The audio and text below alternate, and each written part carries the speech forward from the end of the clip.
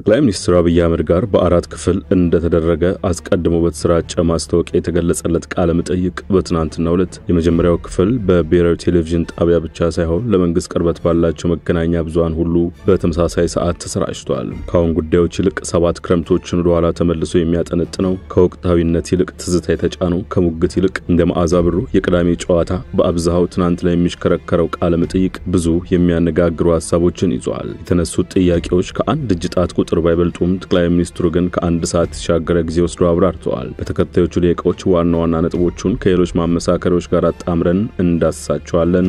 አብረን እንቆይ።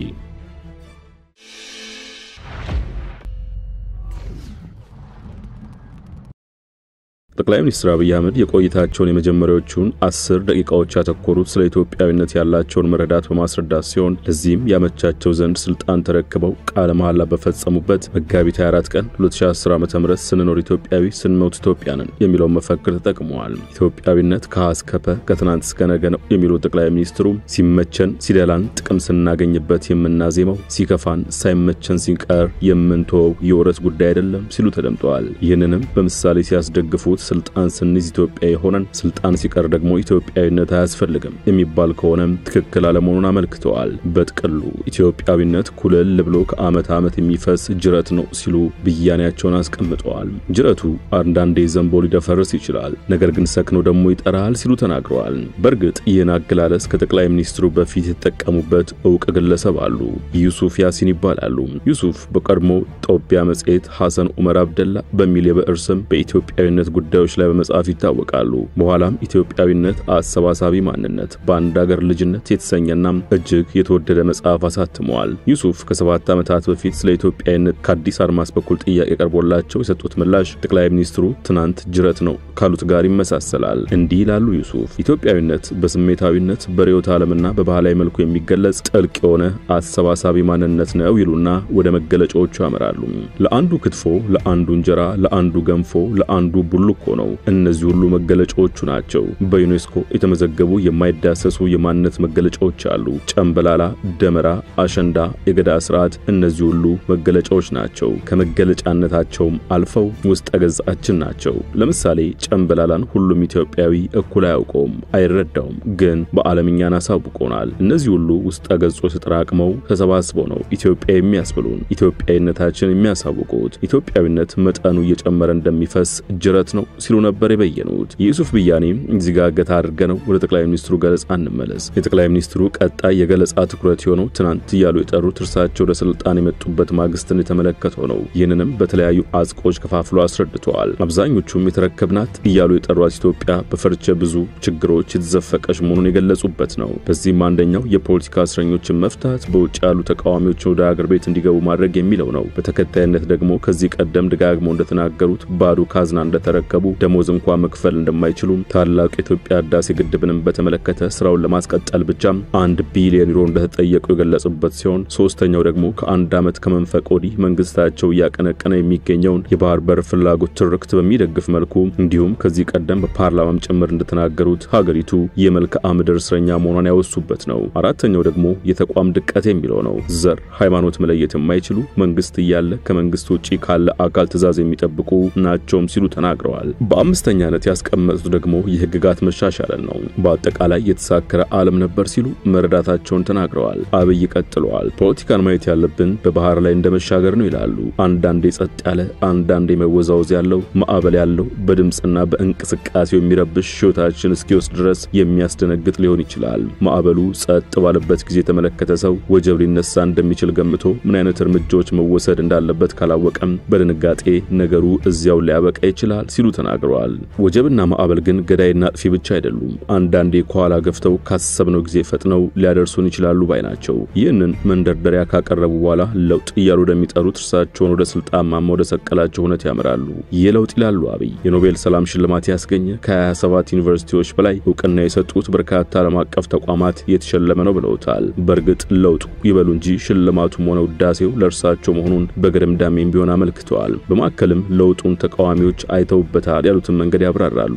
እኛ እያሉ የጠሩት መንግስት እያንዳንዱ ተግባር የሚያከናውነው እርሳቸው ቃለ መሐላ በፈጸሙበት ቀን መጋቢት 24 2010 ዓ.ም ባደረጉት ንግግር ላይ ተመስርተው ሲሆን ውጭ ያሉት ግን ለውጡን የተመለከቱት ለእነርሱ አእምሮ በሚመች መልኩ ነው ይላሉ። ይህንንም ሲያብራሩ አንዳንዶች ችግር የለውም እምብዛም የማይታወቁ ሰዎች ስለሆኑ ወጣ ብለን በሪሞት እኛ እንደምንፈልገው እናዘዋለን እንዘውረዋለን ብለው አሰቡ። አንዳንዶች ደግሞ እነዚህም ብዛም አይቆዩም ግፋቢል 2-3 ወር ነው ያሉ አሉ። በተጠቀሰው ጊዜ ተቀብለን እኛ እንቀጥላለን ያሉ ነበር የሚሉት አብይ ይህን ሐሳብ ከጅምሩም እንዲህ ያስባሉ ብለን የገመትናቸውና በሂደት የተማርናቸው ነበሩ ይላሉ። ነገር ግን አብዛኛው እንደዚህ የሚያስቡ ሰዎች መንግስትን ባያውቁም ቀሉ መንግስትን ግን መዘወር ይፈልጋሉ ሲሉ ፈርጀዋቸዋል። በመንግስት መዋቅር ውስጥ ገብተው አገልግለው ግን አያውቁም ሲሉም ተደምጠዋል። መንግስትን አያውቁም መንግስትን መዘወር ግን ያስባሉ። አንዲት ቀበሌ ለአንድ አመት ሰርቭ አድርጎ ያውቁም አንዲት ኤጀንሲ ሰርቭ አድርጎ ያውቁም አንዳንዶቹ ፔሮል ላይ ፈርሞ ያውቁም ማገልገል ምን እንደሆነ ያውቁም ግን መንግስትን ማፍረስ መንግስትን መምራት መንግስትን መዘወር እንደሚችሉ ያስባሉ።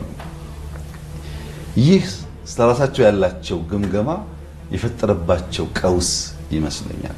ተፈጥሮባቸዋል የሚሉት ቀውስ መንስኤው ደግሞ 3 ምክንያቶች እንደሚመስሏቸው የተናገሩት ጠቅላይ ሚኒስትሩ ሀገር ለመምራት እነዚህ 3 ነገሮች ያስፈልጋሉ ባይ ናቸው። እነርሱም ዕውቀት ክህሎትና ጥበብ ናቸው። ይህንን በአጭር ምሳሌ ሲያስረዱ ከዋና መዋኘት ጋር በማገናኘት ነው። ዋናን በክፍል ትምህርት መማር ይቻላል ነገር ግን በተግባር መዋኘት ክህሎት ያስፈልጋልም በሚል ነው። እናም ተቃዋሚዎቻቸው ዕውቀት ቢኖራቸው መንግስትን ለመምራት የሚያስችል ክህሎትና ጥበብ የላቸውም ሲሉ ተደምጠዋል። ይህንን ብየና ካስቀመጡ በኋላ በአሜሪካ አውሮፓና እዚህ ቀርብ ላሉት እጃችንን ዘርግተን ጥሪ ያቀረበን ነገር ግን አንዳንዶች ከእጃችን ምንዳ ጠበቁ ይላሉ።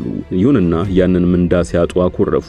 ኑ አብረን እንስራ ሲባሉ 4 ኪሎ ነው ብለው ያሰቡ ሰዎች ሳቱም ከዚያም አኮረፉ ሲሉ አስገንዝበዋል። መታችሁ ህዝብ ይዳኝ እንጂ 4 ኪሎ ትገባላችሁ አላልንም ብለዋል። አክለውም ዛሬም እጃችን የተዘረጋ ነው የሚሉት ጠቅላይ ሚኒስትሩ ሐሳብ ያለው ሰው ግን ኢትዮጵያ ውስጥ ጠፍቷል እዚህም እዚያም የሚወራጨው ስሜት ነው ባይ ናቸው። የኢትዮጵያ ፖለቲካ ሴራ ነው። አንድ ሰው አጀንዳ ፈጥሮ ይለቀዋል እሱን እየተነተነ ብር ይሰበስባል። እርሳቸው በሰላማዊ መንገድ ፖለቲካ እንዲሰራ ቢጠይቁም ቀላል ቁጥር የማይሰጣቸው ፖለቲካ ፓርቲዎችና ተቋማት ግን ይህን አይቀበሉትም። በምንም አይነት የትጥቅ ትግል ውስጥ ያልተሳተፉ የህዝብ እንደራሴዎች ፖለቲከኞች ጋዜጠኞች መታሰራቸውን በምሳሌነት በመጥቀስ የጠቅላይ ሚኒስትሩን አስተያየት ይሞግቱታል። ከሰሞኑ እንኳን ፌስቡክ ላይ ከመጻፍ ውጪ ምንም አይነት የኃይል አማራጭ እንዳልወሰዱ የሚነገርላቸው ታየ ደንዳ በቁጥጥር ስር መዋላቸው መዘገቡ ይታወሳል። አለፍ ሲል ደግሞ እንደ በቴዎርጌስ ያሉ ፖለቲከኞች መገደላቸው ጠቅላይ ሚኒስትሩ የሚመሯት ኢትዮጵያ እርሳቸው እንደሚሉት ለሰላማዊ ፖለቲካ እንቅስቃሴ ምቹ እንዳልሆነች ወይም የማይቻልባት ሀገር መሆኗን የሚገልጽ ተገዳዳሪ አስተያየት አለ።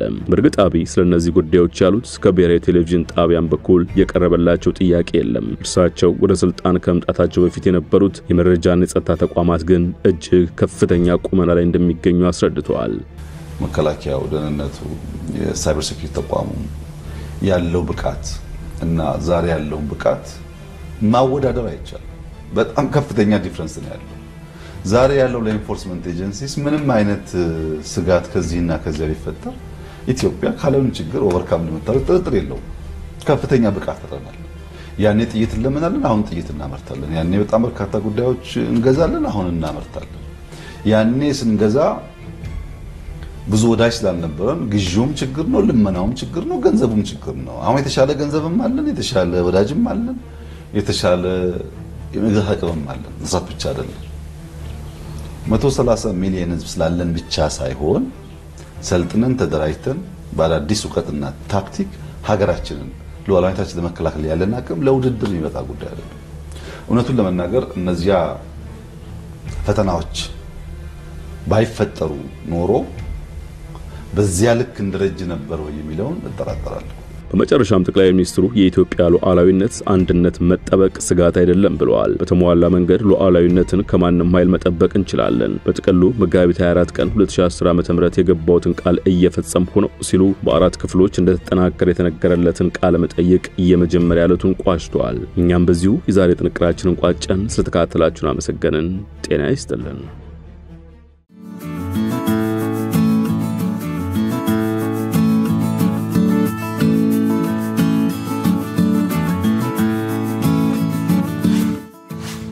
ሸገር ታይምስ ሚዲያን ሰብስክራይብ በማድረግና ደወሉን በመጫን ይከተሉን።